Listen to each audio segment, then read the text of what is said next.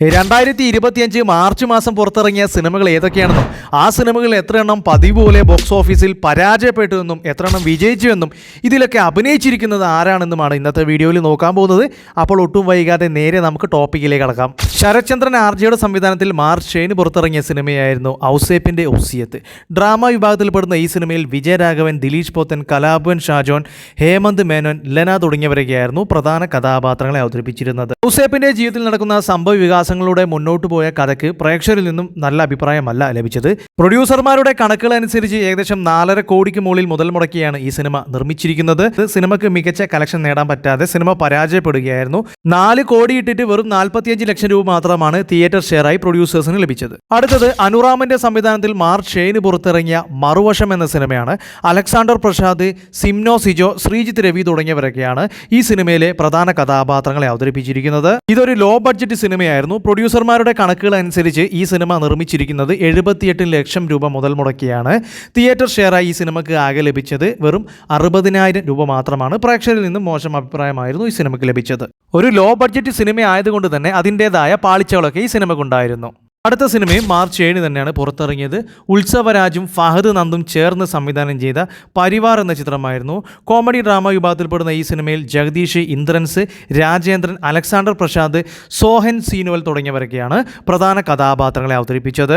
പ്രൊഡ്യൂസർമാരുടെ കണക്കുകൾ അനുസരിച്ച് ഈ സിനിമ 2 കോടി 60 ലക്ഷത്തിലേറെ മുതൽ മുടക്കിയാണ് നിർമ്മിച്ചിരിക്കുന്നത്. പ്രേക്ഷകരിൽ നിന്നും ഈ സിനിമയ്ക്ക് അത്ര നല്ല അഭിപ്രായമല്ല ലഭിച്ചത്. തിയേറ്റർ ഷെയറായി ഈ സിനിമയുടെ പ്രൊഡ്യൂസർക്ക് ആകെ ലഭിച്ചത് 26 ലക്ഷം രൂപ മാത്രമാണ്. ബാക്കി നഷ്ടം. അടുത്ത സിനിമയുടെ പേര് പ്രളയശേഷം ഒരു ജലകന്യക. മനോജ് കുമാർ എന്നാണ് ഈ സിനിമയുടെ സംവിധായകൻ്റെ പേര്. ഈ സിനിമയിൽ പ്രധാന കഥാപാത്രങ്ങളെ അവതരിപ്പിച്ചവരുടെ പേര് ആശ അരവിന്ദ്, ഗോകുലൻ, അനഘ മറിയ, രഞ്ജിത്ത് ലളിതം തുടങ്ങിയവരൊക്കെയാണ്. KSFDC ആണ് ഈ സിനിമ നിർമ്മിച്ചിരിക്കുന്നത്. ഈ സിനിമയുടെ ബഡ്ജറ്റ് പ്രൊഡ്യൂസർമാർ പുറത്തുവിട്ട കണക്കനുസരിച്ച് വളരെ കുറവാണ്. ഏകദേശം 15 ലക്ഷം രൂപ മുതൽ മുടക്കിയാണ് ഈ സിനിമ നിർമ്മിച്ചിരിക്കുന്നത്. എന്നിട്ട് ഈ സിനിമയ്ക്ക് 64,000 രൂപ റിട്ടേണായി തിയേറ്റർ ഷെയറായി കിട്ടിയെന്നും പറയുന്നു. പക്ഷേ ഈ സിനിമ എത്ര പ്രേക്ഷകർ കണ്ടു എന്ന കാര്യം അറിയില്ല. അടുത്ത സിനിമയുടെ പേര് വടക്കാൻ എന്നാണ്. സജീദ് A ആണ് ഈ സിനിമ സംവിധാനം ചെയ്തിരിക്കുന്നത്. മാർച്ച് 7 പുറത്തിറങ്ങിയ ഈ സിനിമയിൽ പ്രധാന കഥാപാത്രങ്ങളെ അവതരിപ്പിച്ചവരുടെ പേര് കിഷോർ, ശ്രുതി മേനോൻ, മെറിൻ ഫിലിപ്പ്, ഗ്രാഗി അനന്തൻ തുടങ്ങിയവരൊക്കെയാണ്. പ്രൊഡ്യൂസർമാരുടെ കണക്കുകൾ അനുസരിച്ച് ഈ സിനിമയ്ക്ക് ഏകദേശം ബഡ്ജറ്റ് ആയിരിക്കുന്നത് 3 കോടി 65 ലക്ഷത്തിന് മുകളിലാണ്. എന്നിട്ട് ഈ സിനിമ തിയേറ്റർ കളക്ഷനായി നേടിയത് 20 ലക്ഷം രൂപയാണ്. അടുത്ത സിനിമയുടെ പേര് ആരണ്യം എന്നാണ്. മാർച്ച് 14 ഈ സിനിമ റിലീസായിരിക്കുന്നത്. SB ഉണ്ണികൃഷ്ണനാണ് ഈ സിനിമ സംവിധാനം ചെയ്തിരിക്കുന്നത്. ഈ സിനിമയിൽ പ്രധാന കഥാപാത്രങ്ങളെ അവതരിപ്പിച്ചവരുടെ പേര് ലോനപ്പൻ കുട്ടനാട്, ദിവ്യ ശ്രീധർ, സജി സോമൻ, ലൗലി ബാബു, പ്രമോദ് വെളിയനാട് തുടങ്ങിയവരൊക്കെയാണ്. ഇതൊരു ലോ ബഡ്ജറ്റ് സിനിമയായിരുന്നു. SS മൂവീസ് ആണ് ഈ സിനിമ നിർമ്മിച്ചിരിക്കുന്നത്. ഏകദേശം 85 ലക്ഷം രൂപ മുതൽ മുടക്കിലാണ് ഈ സിനിമ നിർമ്മിച്ചിരിക്കുന്നത്. എന്നിട്ട് ഈ സിനിമയ്ക്ക് തിയേറ്റർ ഷെയറായി ആകെ പ്രൊഡ്യൂസർ കിട്ടിയിരിക്കുന്നത് വെറും 22,000 രൂപയാണ്. ഈ സിനിമ തിയേറ്ററിൽ ഒരു വമ്പൻ പരാജയമാണ്. അടുത്ത സിനിമയുടെ പേര് ദാസേട്ടൻ്റെ സൈക്കിൾ എന്നാണ്. അഖിൽ കാവുങ്ങലാണ് ഈ സിനിമ സംവിധാനം ചെയ്തിരിക്കുന്നത്. മാർച്ച് 14 പുറത്തിറങ്ങിയ ഈ സിനിമയിൽ പ്രധാന കഥാപാത്രങ്ങളെ അവതരിപ്പിച്ചിരിക്കുന്നത് ഹരീഷ് പേരടി, കബനി ഹരിദാസ്, വൈദി പേരടി തുടങ്ങിയവരാണ്. ഈ സിനിമ പ്രൊഡ്യൂസ് ചെയ്തിരിക്കുന്നത് ഹരീഷ് പേരടി പ്രൊഡക്ഷൻസ് ആണ്. പ്രൊഡ്യൂസർമാരുടെ കണക്കുകൾ അനുസരിച്ച് ഈ സിനിമ നിർമ്മിക്കാൻ ചെലവായിരിക്കുന്നത് 70 ലക്ഷം രൂപയാണ്. എന്നിട്ട് ഈ സിനിമ കളക്ട് ചെയ്ത് പ്രൊഡ്യൂസേഴ്സിന് തിയേറ്റർ ഷെയറായി ലഭിച്ചിരിക്കുന്നത് വെറും 8 ലക്ഷം രൂപ മാത്രമാണ്. ഈ കണക്കുകളിലൂടെ വ്യക്തമായി മനസ്സിലാക്കാം ദാസേട്ടൻ്റെ സൈക്കിൾ ഒരു പരാജയ സൈക്കിളായിരുന്നു. അടുത്ത സിനിമയുടെ പേര് കടകം എന്നാണ്. ജെയിൻ ക്രിസ്റ്റഫറാണ് ഈ സിനിമ സംവിധാനം ചെയ്തത്. മാർച്ച് 14 പുറത്തിറങ്ങിയ ഈ സിനിമയിൽ പ്രധാന കഥാപാത്രങ്ങളെ അവതരിപ്പിച്ചവരുടെ പേരെന്തൊക്കെയാണെന്ന് നോക്കാം. രതീഷ് കൃഷ്ണ, നന്ദന സതീഷ്, ഗോവിന്ദൻ നമ്പൂതിരി, ജോസ് ചാക്കോ തുടങ്ങിയവരൊക്കെയാണ്. ഇത് ഒരു ലോ ബഡ്ജറ്റ് സിനിമയായിരുന്നു. ഏകദേശം 30 ലക്ഷം രൂപ മുതൽ മുടക്കിലാണ് ഈ സിനിമ നിർമ്മിച്ചിരിക്കുന്നത്. വളരെ മോശം അഭിപ്രായമായിരുന്നു തിയേറ്ററിൽ നിന്നും ഈ സിനിമയ്ക്ക് ലഭിച്ചത്. ഈ സിനിമയുടെ തിയേറ്റർ ഷെയറായി ആകെ ലഭിച്ചത് വെറും 80,000 രൂപയാണ്. അടുത്ത സിനിമയുടെ പേര് ലീച്ച് എന്നാണ്. മാർച്ച് 14 ഈ സിനിമ പുറത്തിറങ്ങിയിരിക്കുന്നത്. ഈ സിനിമയുടെ സംവിധായകൻ്റെ പേര് SM എന്നാണ്. ഈ ചിത്രത്തിൽ പ്രധാന കഥാപാത്രങ്ങളെ അവതരിപ്പിച്ചിരിക്കുന്നത് അനൂപ് രത്ന, സന്ധ്യ നായർ, നിസാം കാലിക്കറ്റ്, കണ്ണൻ വിശ്വനാഥൻ, സുഹൈൽ സുൽത്താൻ തുടങ്ങിയവരൊക്കെയാണ്. ഇവരൊക്കെ ആരാണോ എന്തോ. ബുക്ക് ഓഫ് സിനിമ പ്രൊഡക്ഷൻസ് ആണ് ഈ സിനിമ നിർമ്മിച്ചിരിക്കുന്നത്. ഏകദേശം 1 കോടി മുതൽ മുടക്കിലാണ് ഈ സിനിമ നിർമ്മിച്ചിരിക്കുന്നത്. തിയേറ്ററിൽ നിന്നും മോശം അഭിപ്രായമായിരുന്നു ഈ സിനിമയ്ക്ക് ലഭിച്ചത്. ഈ സിനിമയ്ക്ക് തിയേറ്റർ ഷെയറായി ആകെ ലഭിച്ചത് വെറും 45,000 രൂപയാണ്. 1 കോടി മുടക്കിയിട്ട് പ്രൊഡ്യൂസർ കിട്ടിയത് വെറും 45,000 രൂപ. അടുത്ത സിനിമയുടെ പേര് അടിപൊളിയാണ്. രാക്ഷസി ലേഡി കില്ലർ എന്നാണ് സിനിമയുടെ പേര്. മെഹമ്മൂദ് KS ആണ് ഈ സിനിമ സംവിധാനം ചെയ്തിരിക്കുന്നത്. ഈ സിനിമയിൽ പ്രധാന കഥാപാത്രങ്ങളെ അവതരിപ്പിച്ചിരിക്കുന്നവരുടെ പേരെന്തൊക്കെയാണെന്ന് നോക്കാം. പ്രീതി ഗോസ്വാമി, സലീം ബാബ, കൈലാഷൊക്കെ ഉണ്ട്, കൈലാഷ് തുടങ്ങിയവരാണ്. LGF സ്റ്റുഡിയോസ്, റോഷിക എൻ്റർപ്രൈസ് തുടങ്ങിയവരാണ് ഈ സിനിമ നിർമ്മിച്ചിരിക്കുന്നത്. ഏകദേശം 60 ലക്ഷം രൂപ മുതൽ മുടക്കിലാണ് ഈ സിനിമ നിർമ്മിച്ചത്.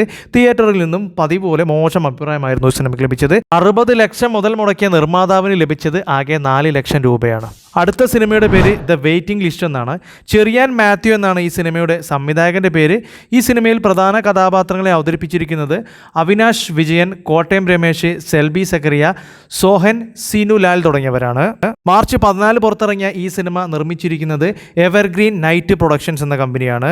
ഈ സിനിമയുടെ ബഡ്ജറ്റ് ഇതുവരെ പുറത്തുവിട്ടില്ല. പക്ഷേ ഈ സിനിമയുടെ തിയേറ്റർ ഷെയറായി ആകെ പ്രൊഡ്യൂസർക്ക് ലഭിച്ചത് വെറും 35,000 രൂപ മാത്രമാണെന്ന് പുറത്തുവിട്ടിട്ടുണ്ട്. അടുത്ത സിനിമയുടെ പേര് ഉറ്റവരെന്നാണ്. മാർച്ച് 14 ഈ സിനിമയും പുറത്തിറങ്ങിയിരിക്കുന്നത്. ഈ സിനിമയുടെ സംവിധായകൻ്റെ പേര് അനിൽ ദേവ് എന്നാണ്. ഈ സിനിമയിൽ ഇനി പ്രധാന കഥാപാത്രങ്ങളെ അവതരിപ്പിച്ചവരുടെ പേരെന്തൊക്കെയാണെന്ന് നോക്കാം. അരുൺ നാരായണൻ, ആതിര സുധീർ, സജി സോപാനം തുടങ്ങിയവരൊക്കെയാണ്. ഈ സിനിമ നിർമ്മിച്ചിരിക്കുന്നത് ഫിലിം ഫാൻറ്റസി എന്ന കമ്പനിയാണ്. ഈ സിനിമയുടെയും ബഡ്ജറ്റ് നിർമ്മാതാക്കൾ ഇതുവരെ പുറത്തുവിട്ടില്ല. പക്ഷേ ഈ സിനിമയുടെ ഷെയറായി നിർമ്മാതാവിന് ലഭിച്ചത് 1 ലക്ഷം രൂപയാണ്. സിനിമയൊന്നും പിന്നെ പറയേണ്ട ആവശ്യമില്ല, ബോക്സ് ഓഫീസിൽ പരാജയമാണ് കേട്ടോ. അടുത്ത സിനിമയുടെ പേര് തിരുത്തെന്നാണ്. മാർച്ച് 21 ഈ സിനിമ പുറത്തിറങ്ങിയത്. ഈ സിനിമയുടെ സംവിധായകൻ്റെ പേര് ജോഷി വള്ളിത്തല എന്നാണ്. ഈ സിനിമയിൽ പ്രധാന കഥാപാത്രങ്ങളെ അവതരിപ്പിച്ച താരങ്ങളുടെ പേരെന്തൊക്കെയാണെന്ന് നോക്കാം. സന്തോഷ് കുമാർ, നിമിഷ റോസി, ജോഷി വെള്ളിത്തല, ശ്രീരേഖ അനിൽ. ഇവരൊക്കെ ആരാണെന്നറിയില്ല. ഇവരൊക്കെയാണ് പ്രധാന കഥാപാത്രങ്ങളെ അവതരിപ്പിച്ചിരിക്കുന്നത്. ഈ സിനിമയ്ക്ക് മോശം അഭിപ്രായമായിരുന്നു ലഭിച്ചത്. നിർമ്മാതാക്കൾ പുറത്തുവിട്ട കണക്കുകളനുസരിച്ച് ഈ സിനിമ നിർമ്മിച്ചത് വെറും 8 ലക്ഷം രൂപക്കാണ്. 8 ലക്ഷം രൂപയ്ക്ക് സിനിമ നിർമ്മിക്കാൻ പറ്റുമോ? പറ്റും അല്ലേ? ഈ സിനിമയ്ക്ക് എന്നിട്ട് ആകെ ലഭിച്ചത് 1,25,000 രൂപയാണ് പ്രൊഡ്യൂസർ കിട്ടിയത്. ഇത് സിനിമയുടെ പോസ്റ്റർ തന്നെയാണോ അല്ലെങ്കിൽ നാടകത്തിൻ്റേതാണോ എന്നൊരു സംശയമുണ്ട്. പിന്നെ ലോ ബഡ്ജറ്റിൽ മുടക്കിയതല്ലേ, അതിൻ്റേതായ അപാകതകളൊക്കെ കാണും. അടുത്ത സിനിമ നമ്മുടെ പൃഥ്വിരാജിൻ്റെ സംവിധാനത്തിൽ പുറത്തിറങ്ങി ലാലേട്ടൻ തകർത്തഭിനയിച്ച എമ്പുരാൻ L2 എന്ന ചിത്രമാണ്. ഈ സിനിമയിൽ പ്രധാന കഥാപാത്രങ്ങളെ അവതരിപ്പിച്ച ആളുകളുടെ പേരൊക്കെ എല്ലാവർക്കും അറിയാം. എന്നാലും ഒന്ന് പറയാം. മഞ്ജു വാര്യർ, ടൊവിനോ തോമസ്, ഇന്ദ്രജിത് സുകുമാരൻ തുടങ്ങിയവരൊക്കെയാണ്. ഈ സിനിമയ്ക്ക് പ്രേക്ഷകരിൽ നിന്നും വളരെ നല്ല അഭിപ്രായമാണ് നേടിയത്. മലയാള സിനിമയുടെ ബോക്സ് ഓഫീസ് ചരിത്രം തിരുത്തി കുറിച്ച സിനിമ കൂടിയാണിത്. പ്രൊഡ്യൂസർമാരുടെ കണക്കുകളനുസരിച്ച് ഈ സിനിമയ്ക്ക് ഏകദേശം 170 കോടിക്ക് മുകളിൽ മുതൽ മുടക്കിലാണ് നിർമ്മിച്ചത്.